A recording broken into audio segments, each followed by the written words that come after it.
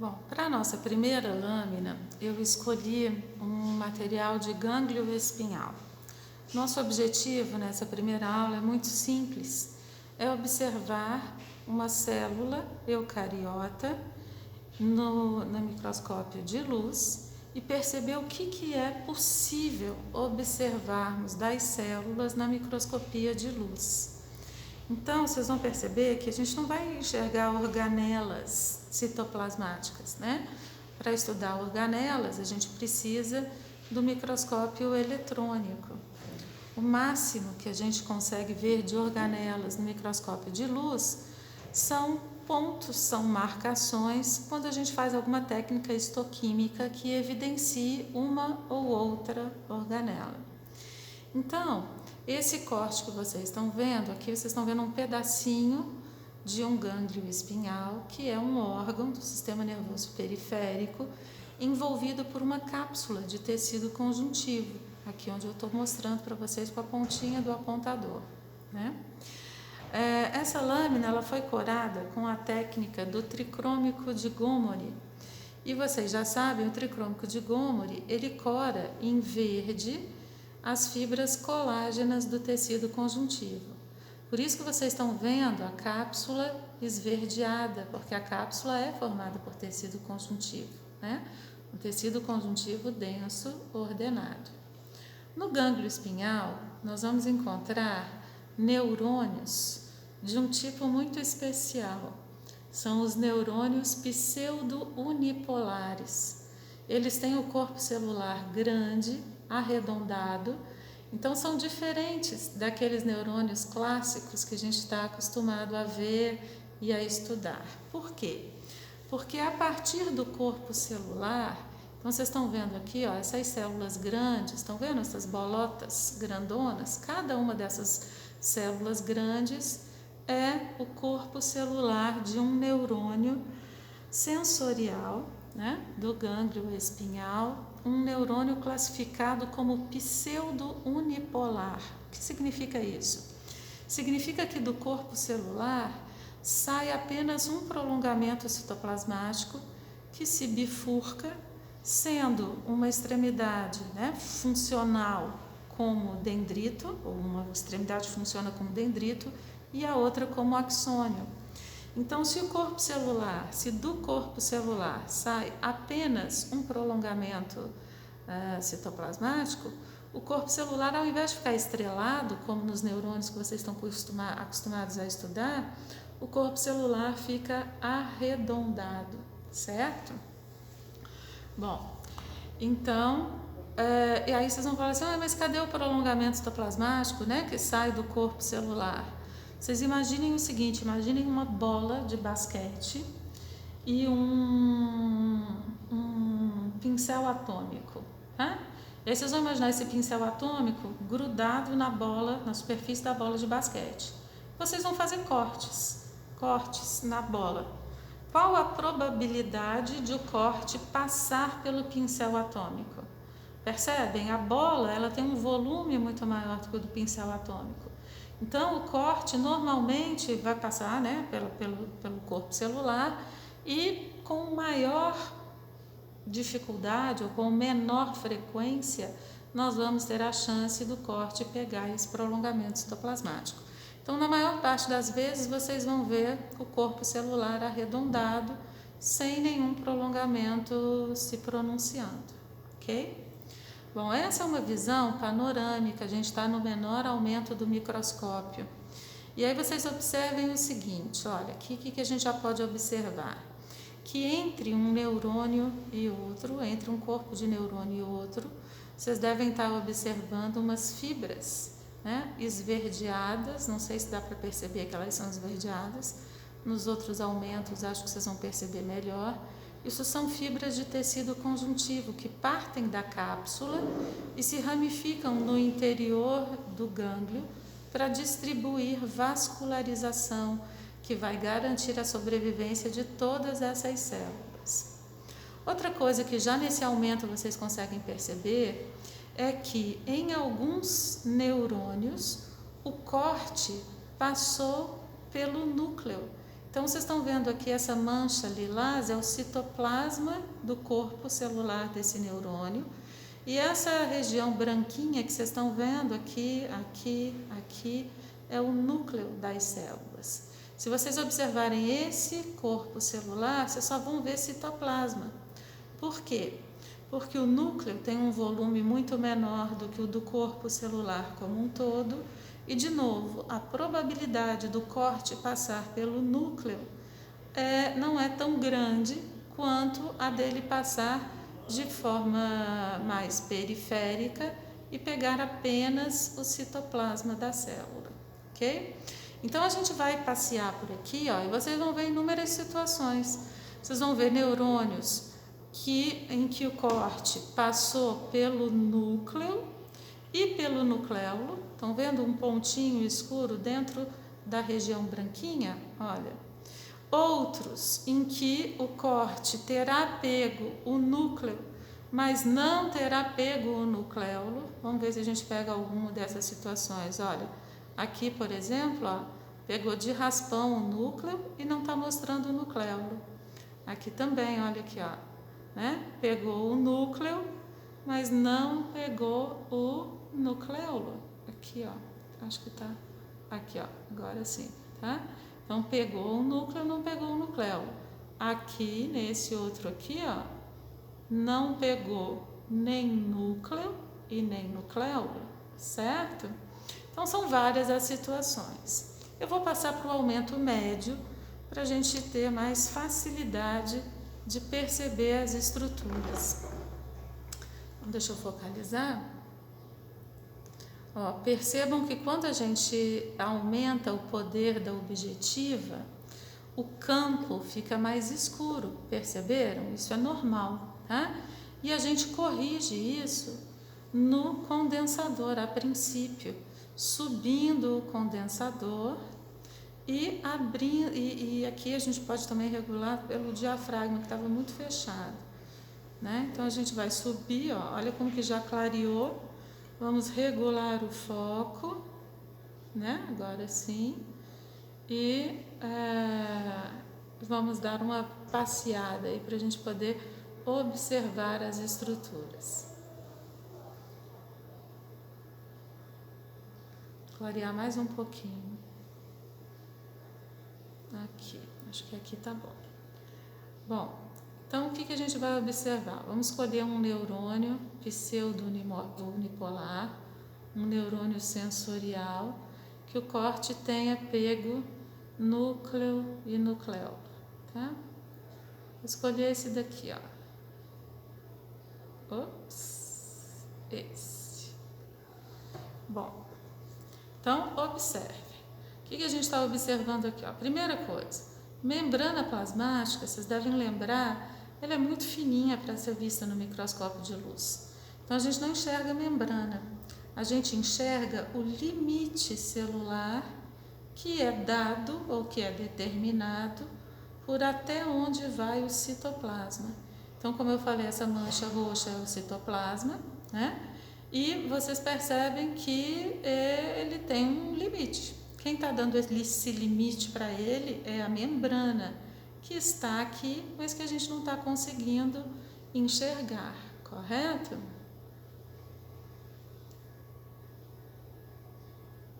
Bom, então vocês estão vendo aqui o limite celular, né? Estão vendo o núcleo, o nucléolo, e em volta do nucléolo, dentro do núcleo, vocês estão vendo um material, uns filamentozinhos corados. Isso é a cromatina, né? Que é possível de ser vista ao microscópio de luz. Então, a gente não vê membrana. Essa linha que vocês estão vendo aqui, ó, delimitando o núcleo, né? Se eu não falar nada, alguém pode pensar que isso é o envelope nuclear. Porém, o que acontece aqui? Não é o envelope nuclear. É a região onde o envelope se encontra, mas essa linha escura é dada por uma aglomeração de proteínas e cromatina ligadas à face interna do envelope nuclear. Então, a gente vai chamar essa linha também de limite nuclear e não de envelope nuclear ou carioteca, ok? Bom, outra coisa que eu quero que vocês observem e que a gente consegue ver muito bem aqui nessa imagem é que no citoplasma dos neurônios a gente observa uma granulação. Vê se vocês conseguem perceber. Olha, essa granulação ela foi chamada pelos primeiros cientistas que descreveram os neurônios, né? Essa granulação citoplasmática foi chamada de corpúsculos de Níssil. Vocês têm escrito aí no roteiro de vocês, tá? Corpúsculos de Níssil. E mais tarde, quando a microscopia eletrônica se desenvolveu e as células foram reestudadas no nível da microscopia eletrônica, percebeu-se que esses pontinhos, chamados de corpúsculos de Níssil, eles são, na verdade, polirribossomas livres, né? Que vocês já sabem, são estruturas responsáveis pela síntese de proteína citosólica. Neurônios são células que têm uma intensidade de síntese proteica muito grande, porque eles precisam manter o seu citoesqueleto, né? Precisam renovar as proteínas do citoesqueleto, então as tubulinas e as proteínas dos neurofilamentos, para manter suas sinapses e manter o transporte de neurotransmissores, enfim, né? Então, o citoplasma no corpo celular vai ser muito rico em polissomas ou polirribossomas, que na microscopia de luz são percebidos como esses pontinhos, essas granulações citoplasmáticas. Outra coisa que a gente consegue observar bem aqui é que existe um espaço entre o limite celular e a fibra colágena que envolve aqui essas células. Estão percebendo? Esse espaço branquinho a gente chama de espaço de retração e ele corresponde ao volume de água que foi perdida pela célula na etapa de desidratação, quando do preparo da lâmina histológica. Então, vocês lembram naquela nossa primeira aula de técnicas, né, de métodos de preparo de lâminas histológicas, logo depois da fixação, a primeira etapa é a desidratação. O material é desidratado e, com isso, o fluido intersticial do tecido conjuntivo se perde e o citoplasma das células também se perde na desidratação. Aqui, como os neurônios são muito grandes, a desidratação fez com que eles perdessem esse volume de água que vocês estão vendo aqui, correspondente a esse espaço de retração, mas ainda sobra muito citoplasma para ser corado. E vocês observam que o citoplasma aqui é corado pela hematoxilina. Na técnica do tricrômico de Gomori, são 3 corantes utilizados. O verde luz, que é específico para corar as fibras colágenas do tecido conjuntivo, o cromótropo 2R, que é um corante vermelho, e a hematoxilina. E vocês estão vendo que o citoplasma do neurônio, ele cora em roxo ou lilás pela hematoxilina, significando que ele tem pH ácido. Vocês lembram? A hematoxilina é um corante básico que cora estruturas ácidas.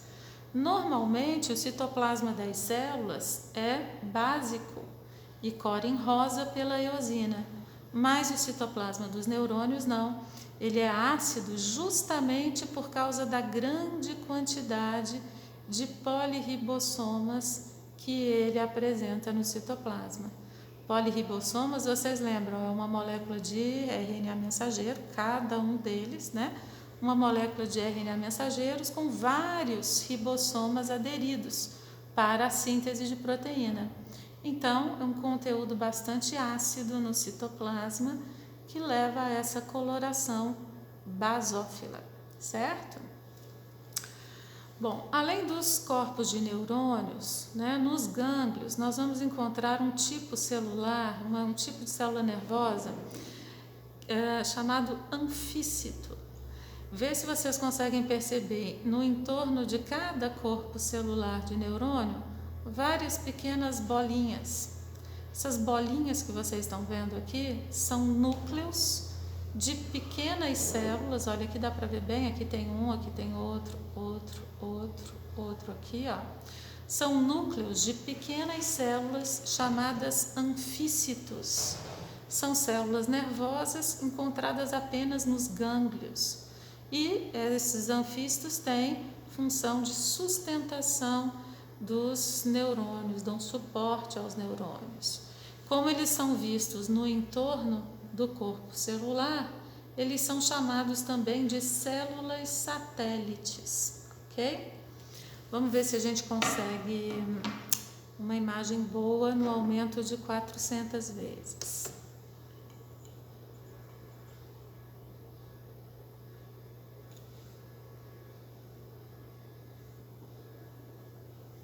Vocês viram que ficou bem escuro, né? Porque toda vez que a gente aumenta o poder da objetiva, o campo escurece. E aí a gente precisa compensar regulando a luz. Então a gente sobe o condensador, né? Para melhorar a iluminação. Vamos focalizar. Toda vez que a gente muda o aumento, também precisamos regular o foco. Então, olha o que a gente está observando aqui, ó, nesse maior aumento. Está observando, né, em um destaque. Vou colocar aqui no centro da foto.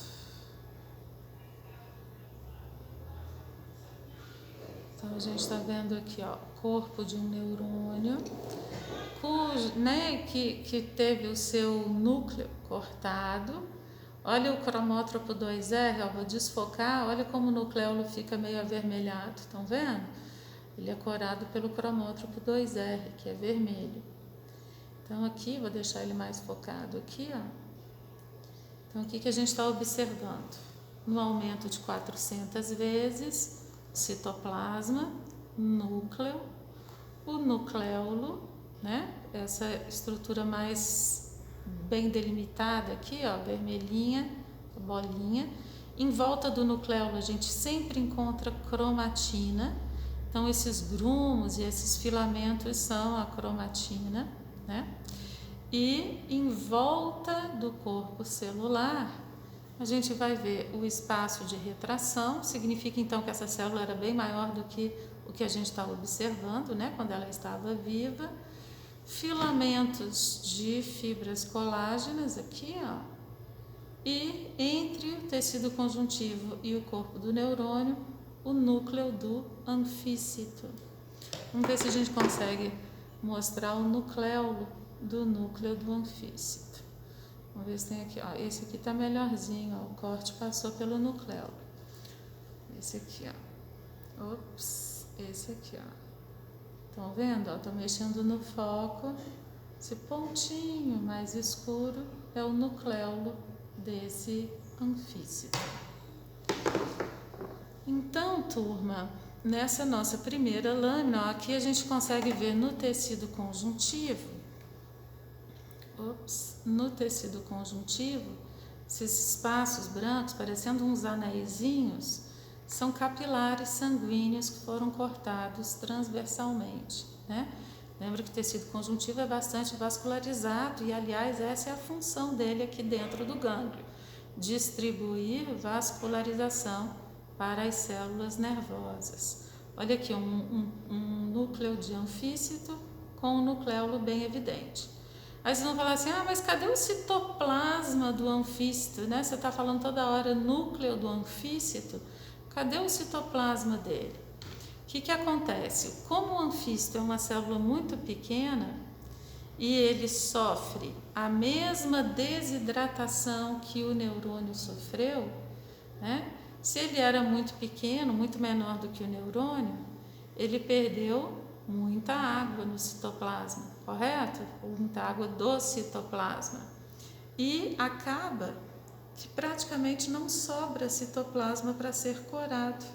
Por isso que a gente vê só o núcleo do anfícito. O citoplasma se perdeu durante a etapa de desidratação, durante a confecção da lâmina histológica, certo?